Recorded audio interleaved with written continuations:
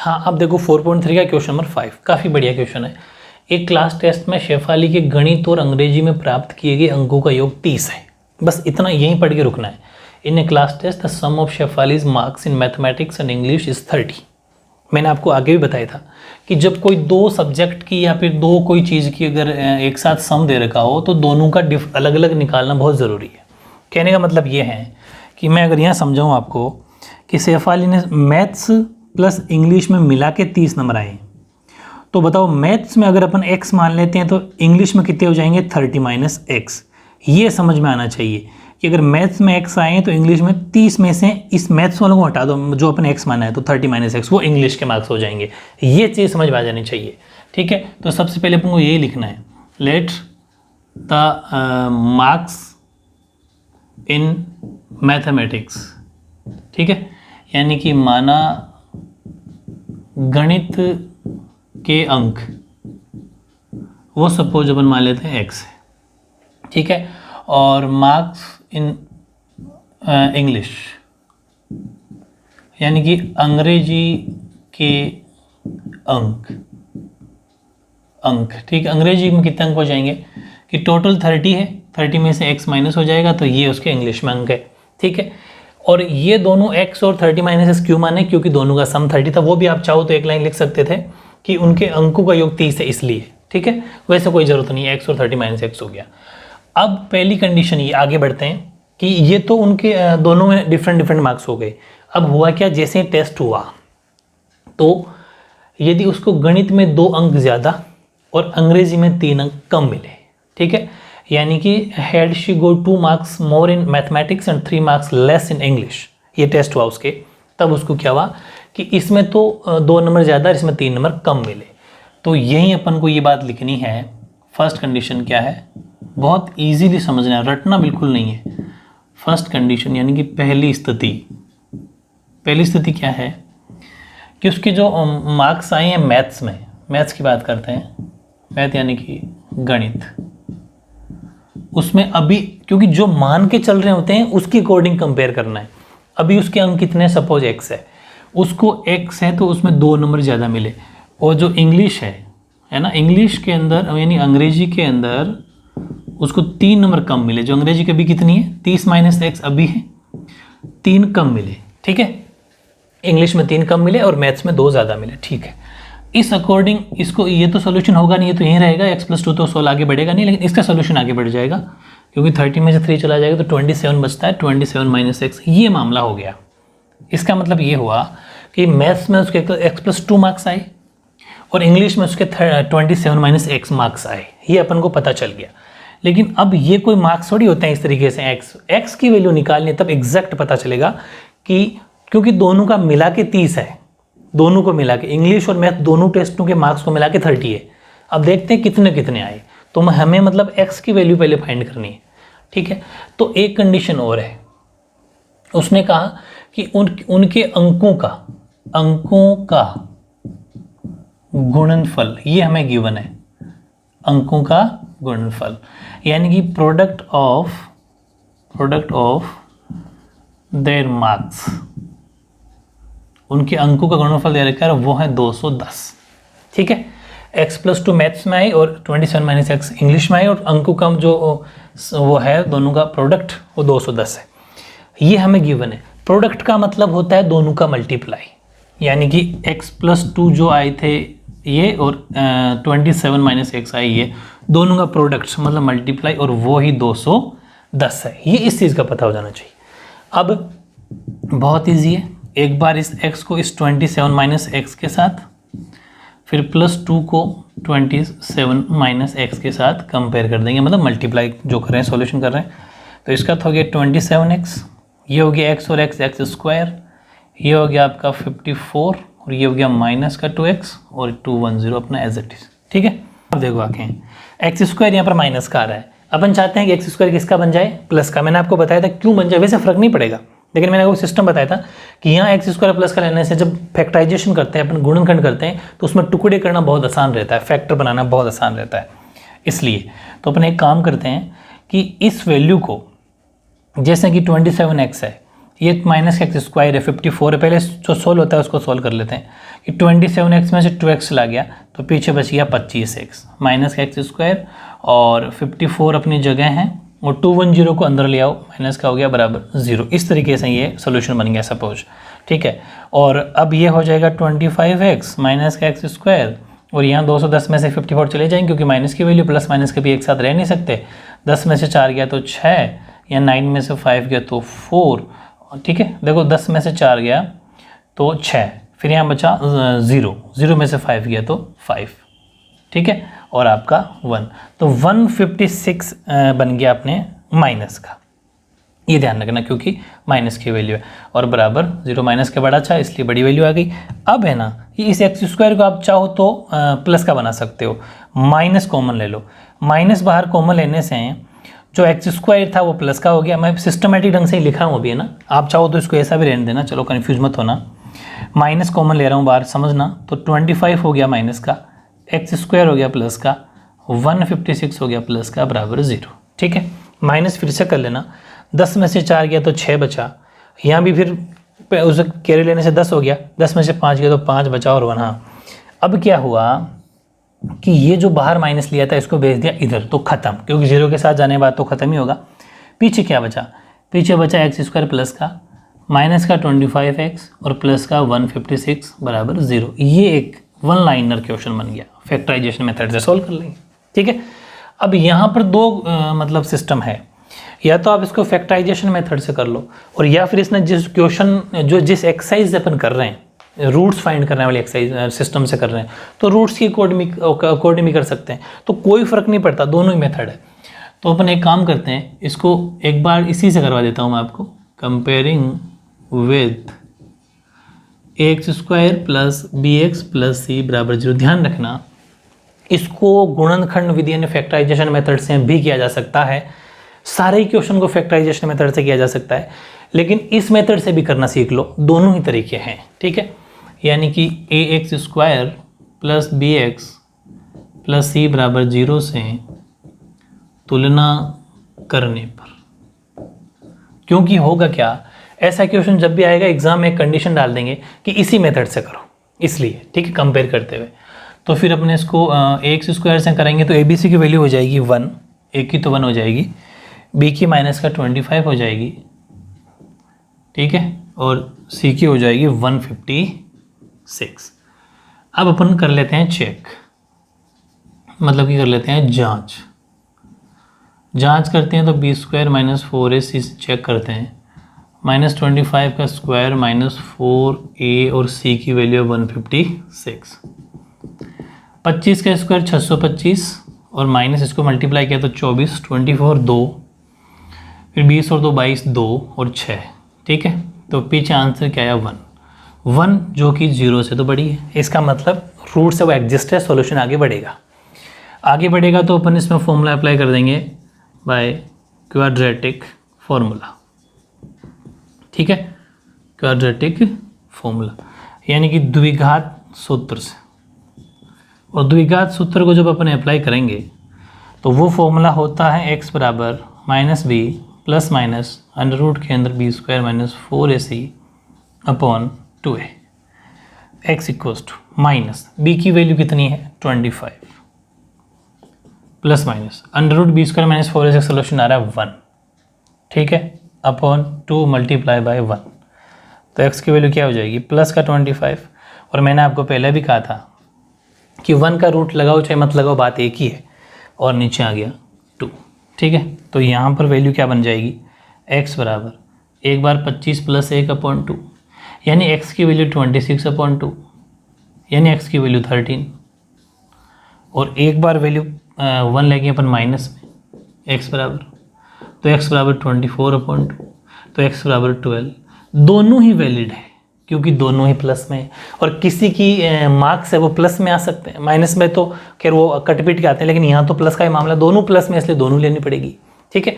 दोनों ही वैलिड है, इसका मतलब आपके आंसर क्या आएंगे 2 आंसर आएंगे, बिल्कुल सही सोचा आपने। तो अगर बात करें देयरफॉर मार्क्स की, देयरफॉर मार्क्स इन मैथ, ठीक है, यानी कि अतः माना नहीं है, अतः गणित के अंक, गणित के अंक कितने हो जाएंगे? गणित को माना गया है x, यानी कि गणित के मार्क्स अगर x के अकॉर्डिंग चलाएं अपन इस कंडीशन में, इसमें वो तो खैर माना था, इस कंडीशन में अपन चलाएं तो उस अकॉर्डिंग मैथ्स के अंदर एक बार मार्क्स बन जाते हैं 13, मतलब x की वैल्यू जो मानी थी 13, ठीक है। और 30 माइनस एक्स, ये मार्क्स किसके हैं? इंग्लिश के, पूरी बात समझना, इंग्लिश यानी कि अंग्रेजी, अंग्रेजी के हो जाएंगे 30 माइनस एक्स का मतलब 13, क्योंकि जो x की वैल्यू आई थी, एक बार ये चेक कर रहे हैं अपन ना, x बराबर 13 रख रहे हैं एक बार, तो ये हो जाएंगे 17, दो आंसर हो गए, ठीक है। अब अपन x की वैल्यू रख रहे हैं 12, क्योंकि दोनों ही वैलिड है, दोनों ही प्लस में है। 12 रखने से मैथ्स के अंदर मार्क्स आ जाएंगे, यानी गणित के अंदर मार्क्स आ जाएंगे वापस x यानी कि 12, और जो अंग्रेजी है मतलब जो इंग्लिश है, इंग्लिश के अंदर मार्क्स आ जाएंगे 30 माइनस 12 यानी कि 18, ठीक है। तो ये आंसर हो गया आपके, ठीक है, ये आंसर और ये आंसर दोनों ही वैलिड है, 13 और 12 दोनों को अप्लाई करना है और आपके आंसर आ जाएंगे। तो काफ़ी बढ़िया क्वेश्चन है, फिर समझ लो, रटना बिल्कुल नहीं है। अगर ऐसा क्वेश्चन नॉर्मली आता है तो अपन इसके बाद में फैक्टराइजेशन मेथड से कर सकते हैं, मतलब ऐसा मिलटर्म स्प्लिटिंग करते हैं ना, वैसे गुणनखंड विधि से।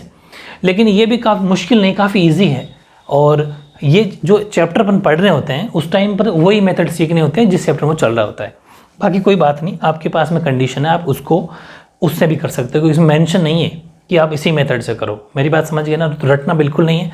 प्राइम फैक्टराइजेशन मैंने आपको तीसरे चैप्टर में बता रखा है, तो आपके लिए कोई बड़ी बात नहीं है, उससे आप एक बार और करके देख लो, सेकंड मेथड हो जाएगा आपका, ठीक है।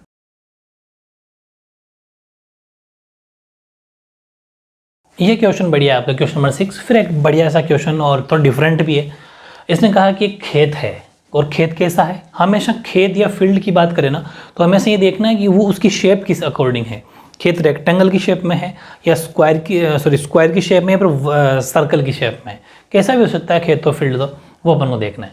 तो एक आयताकार खेत है, ठीक है, उसका विकर्ण उसकी छोटी भुजा से 60 मीटर अधिक लंबा है, बस यही रुकना है। The diagonal of a rectangular field is 60 metre more than the shorter side. पहले डायग्राम से समझो इसको। मैं कहना चाह रहा हूँ कि ये इस तरीके से एक खेत है, ये रेक्टेंगुलर शेप में एक खेत है, ठीक है, ये सीधी बिल्कुल 90, क्योंकि अपन जानते हैं इसका हर एंगल 90 डिग्री होता है। तो इस तरीके से ये एक रेक्टेंगल बना देना है आपको, ठीक है, और ABCD अपन इसको नाम दे दिया, ठीक है। अब एक आयताकार खेत था, इसका डायगोनल हमेशा ये होता है विकर्ण, भले ये खींच लो, चाहे आप खींचा आप इधर भी खींच सकते हैं, तो कोई एक दिखा दो, वही बहुत है। हमेशा ध्यान रखना, रेक्टेंगल जो होता है, आयत जो होता है, उस आयत की एक खास बात होती है, उसकी लंबाई हमेशा चौड़ाई से ज़्यादा होती है। आयत की, रेक्टेंगल की लेंथ हमेशा उसकी ब्रेथ से हमेशा ज़्यादा होती है। तो चौड़ाई ये है, ब्रेथ ये, लेंथ ये है, इस चीज़ का ध्यान रखना। तो ये हमेशा लंबी साइड होगी, शॉर्टर साइड होगी, बस ये इसने पूछा है कि एक आयताकार की होगी, हाँ, उसकी जो ये तो बता दिया उसमें 60 है, ये देखो 60 मीटर लंबाई छोटी भुजा से, लेकिन एक बात लिख दी कि उसकी छोटी भुजा से, शॉर्टर साइड से। अब बताओ शॉर्टर साइड कौन सी होगी? बिल्कुल सही, ये वाली होगी जो ब्रेथ है, ठीक है। इसका मतलब ये अगर x है तो ये x प्लस 60 है। बात समझ में आ गई? इसने कहा इसकी शॉर्टर साइड है ना, उससे ये 60 ज़्यादा, लेकिन हमें नहीं पता कि शॉर्टर साइड कितनी है, छोटी भुजा कितनी है, लेकिन हमें ये जरूर पता है कि छोटी भुजा होती कौन सी है, ये पता होना चाहिए बस। इसको मान लिया अगर x मीटर है तो ये x प्लस 60 मीटर है, ठीक है। फिर अगली बात उसने कही कि यदि बड़ी भुजा कौन सी? ये बड़ी हो गई। यदि बड़ी भुजा छोटी भुजा से, छोटी कौन सी? छोटी तो यही है, छोटी से 30 ज़्यादा है, यानी if the longer side is 30 metres more than the shorter side, तो शॉर्टर साइड हमेशा यही होगी रेक्टेंगल की, ध्यान रखना। तो इससे ये 60 ज़्यादा थी, इससे ये 30 ज़्यादा है, मतलब ये x प्लस 30। बेहद आसान, बस किसको x माना था वो थोड़ा स्टेटमेंट लिख दो, क्या कि लेट द शॉर्टर, ठीक है, shorter side of a rectangular field, यानी कि माना कि आयताकार खेत की, दोनों लैंग्वेज सीखने का मौका यहीं और कहीं नहीं है, बहुत हेल्प करेगा आगे। माना कि आयताकार खेत की छोटी भुजा वो है x मीटर। ये अपन को मान के चलना, पूरा क्वेश्चन सॉल्व हो जाएगा उस अकॉर्डिंग। तो फिर इस आयताकार जो खेत है, आयताकार खेत की विकर्ण भुजा, विकर्ण का मतलब ये डायगोनल वाली भुजा, यानी कि diagonal side of a rectangular field, वो हो जाएगी x + 60 मीटर। और इसी अकॉर्डिंग अगर ये हैं तो आयताकार खेत की, वो तो छोटी थी, छोटी का मतलब ये हो गई, ये हो गई, ये बची, तो बड़ी भुजा। अब कौन सी बच गई? Longer side. तो longer side of a rectangular field वो हो जाएगी x + 30 मीटर। बस तीनों चीज़ मेंशन कर दी, डायग्राम भी बना के आ जाना, परफेक्ट हो गया। अब सुनो, एक चीज़ हम अच्छी तरह से जानते हैं, वो लिख दो। क्या जानते हैं? वी नो दैट,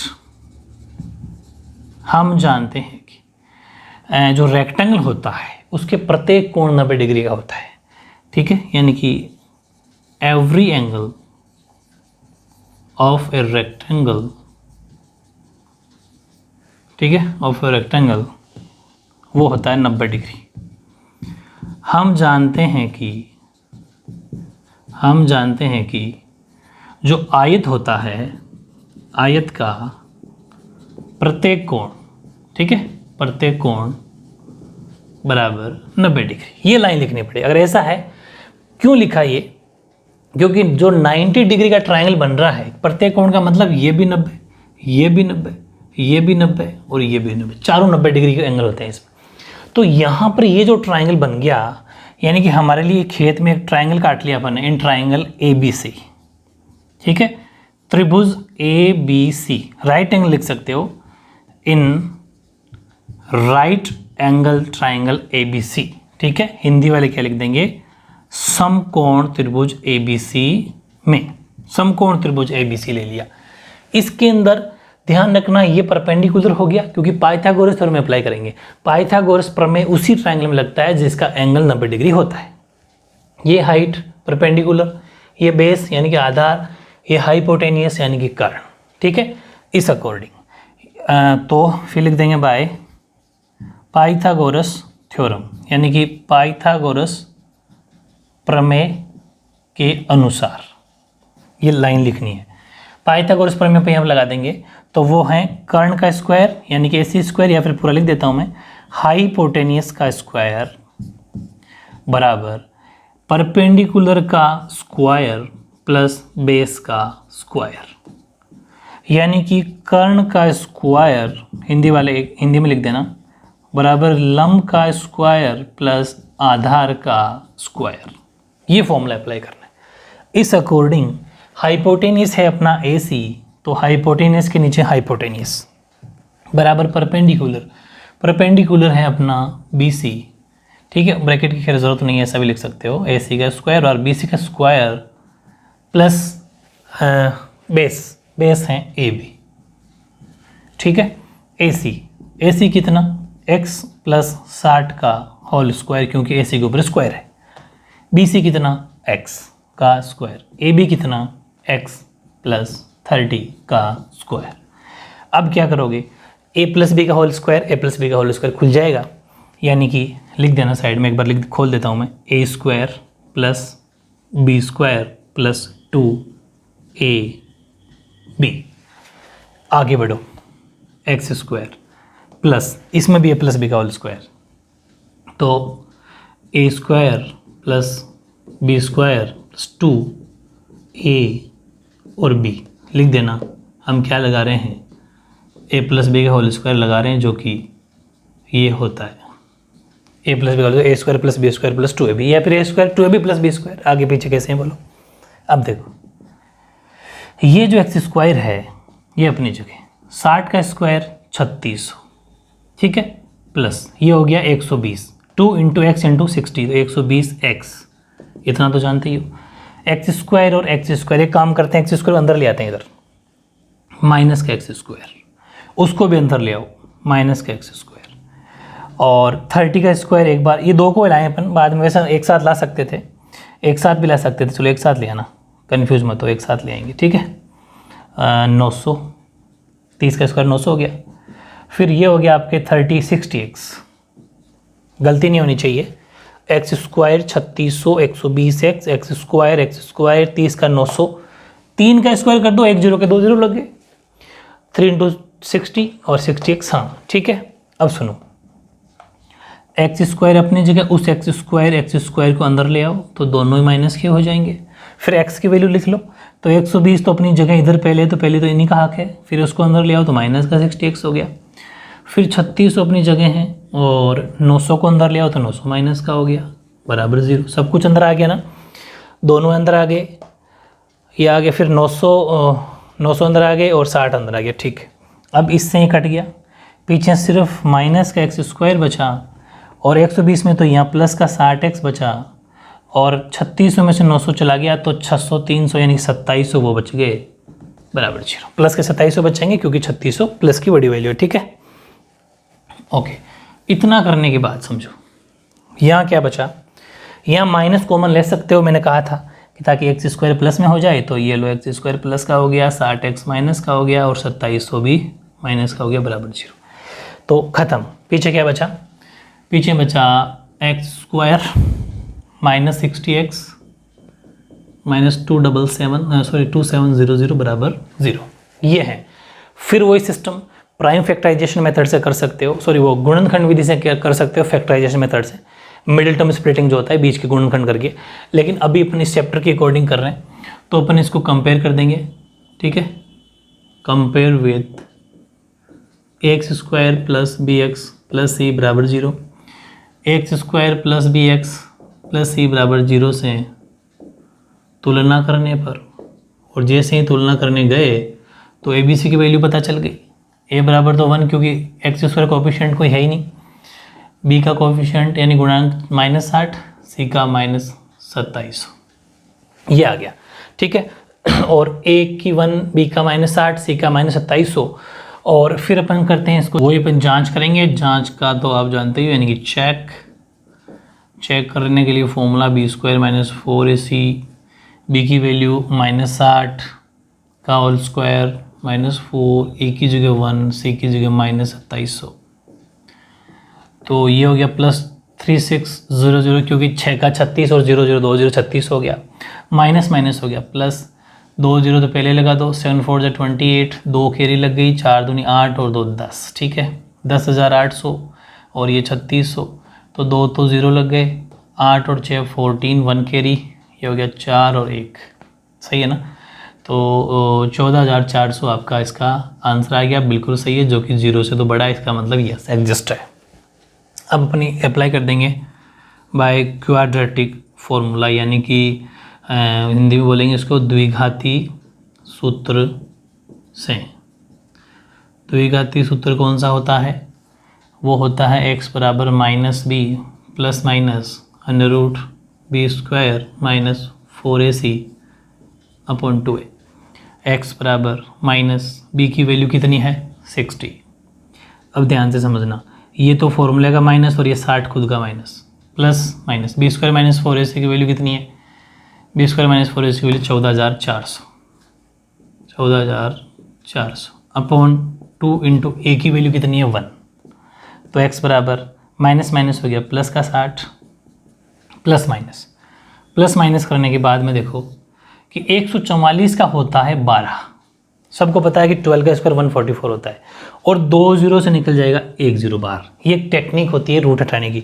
12 तो इसका बन गया, 2 0 का 1 0 निकल गया, और नीचे है 2, ठीक है। इसके बाद अपन थोड़ा यूज़ करते हैं जगह का, x बराबर 60, एक बार तो 120 को लेना है प्लस में, ठीक है, तो वैल्यू आ जाएगी 180 अपॉन 2 यानी कि 90।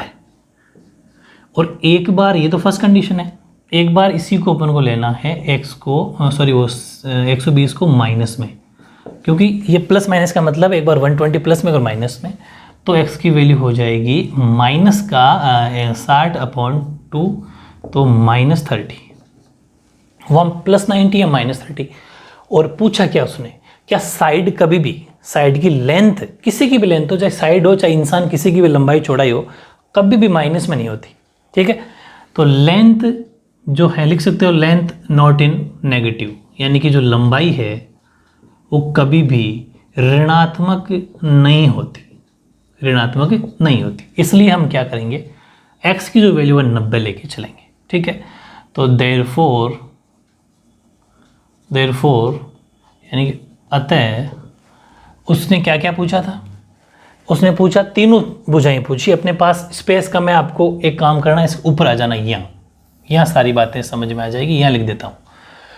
देयरफॉर यानी कि अतः, पहले बात करते हैं शॉर्टर साइड की, थोड़ा छोटा मोटा यूज़ कर लेते हैं। शॉर्टर साइड यानी कि छोटी भुजा, छोटी भुजा थी क्या, छोटी भुजा थी x, इसका मतलब वो तो होगी 90 सेंटीमीटर। सेंटीमीटर एक मीटर है, मीटर है, तो फिर मीटर करो इसको, ये तो होगी 90 मीटर छोटी भुजा, क्योंकि छोटी भुजा को अपन ने क्या बना था x, तो वो तो हो गई 90 मीटर। इस अकॉर्डिंग, इसलिए ये हो जाएगी आपकी जो लार्जर साइड है, लार्जर साइड यानी कि जो आपकी बड़ी भुजा है, बड़ी भुजा वो है x + 60, 30, x + 30 है, तो x कितना आया था 90, तो 90 + 30 यानी कि ये हो जाएगी 120 मीटर। फिर है इसकी डायगोनल साइड, जिसको हाइपोटेन्यूस साइड ही बोल सकते हो, कर्ण भुजा बोल सकते हो, लेकिन अब इसमें डायगोनल का यूज़ कर रखा है तो डायगोनल लिख लेंगे अपन। यानी कि जो आपकी डायगोनल है, डायगोनल साइड यानी जो इसकी विकर्ण भुजा है वो है x + 60, हाँ, तो 90 + 60 यानी कि 150।